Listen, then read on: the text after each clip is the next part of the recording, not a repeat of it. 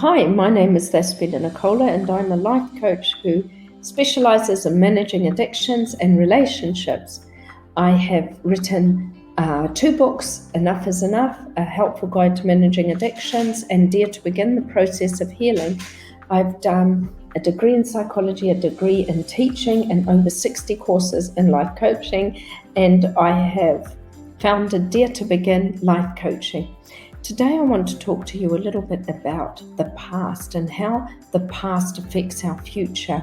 I've found that many people come to me with a feeling of being imprisoned.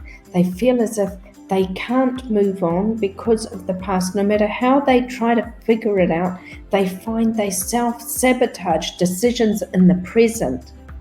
And this may be due to something that happened in the past, some kind of traumatic event or traumatic events that were anchored in the past that they can't seem to understand, and everything seems like everything they try to do, it's like going against a brick wall, and they find themselves confused and they really don't understand why.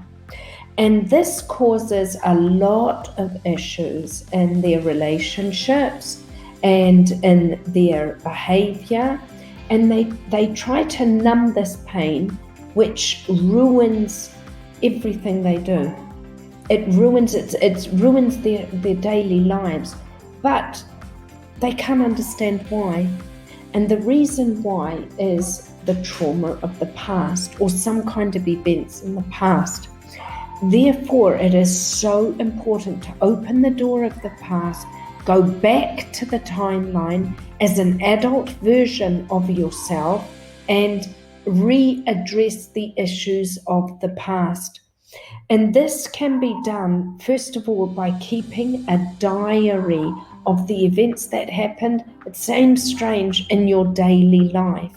And there are 5 parts to the diary. It seems really strange that we keep a diary of the present, which will help us understand our past. The diary has 5 steps. First of all, there is the incident, which is like the trigger of the event. These are the events of the past that made you behave the way you did, and something in the present has triggered that emotion. The next is the belief, like what you believe of the trigger, which is bringing up emotions of the past, then the emotional feelings, and then your behavior to those feelings, and then the consequence, which can be quite detrimental. Now, I want to go through each of these steps individually and take them a little bit apart. So, to begin with, let's look at the incident of the event. The incident is something in the present, can bring up something of the past, and make you feel uneasy, and you don't really understand why. And so maybe something good may happen to you, but you actually think it's bad and you don't understand why. Maybe somebody wants to give you constructive criticism and you don't understand why you feel that angry. And so you believe that they are against you and they're trying to harm you. That's what has been installed in your brain. You've made logic out of it, but it's not the case. And so you get triggered by emotions. You believe emotions which may not have, that may not be true. And so what happens is you unpack the feelings you feel by looking at an emotional wheel. In the middle of this emotional wheel are your core emotions, but you can go out of the core and you can find exactly the way you feel because of the emotions. So fear, you might feel rejected or insecure or worried through the event that was triggered. And then your behavior, because you feel maybe with constructive criticism, you might lash out at them when they were only trying to show you love. Or you might numb the pain by going gambling, or doing a toxic pattern, or taking toxins like alcohol, or doing another toxic pattern.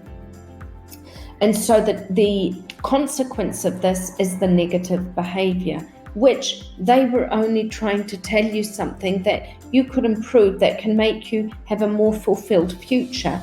And so you end up feeling depressed. And this is quite unfortunate, because the purpose in our lives is to feel fulfilled and to find happiness and to be able to make a better future for ourselves. And so, just to wrap up, if we go back to the timeline of the past and we readdress issues that adults or situations might have told us, might have happened to us as an adult versions of ourselves, we are able to address them, and we're able, with a coach, to go back and heal the past, and we can make a fantastic future for ourselves. It's just a matter of readdressing the beliefs of the past that are not true. Because what we do is sometimes we're reliving the past events in the future that do not serve us, and we can have an amazing future if we do that. That's been Nicola, Dare to Begin Life Coaching. Have a fantastic day. Bye.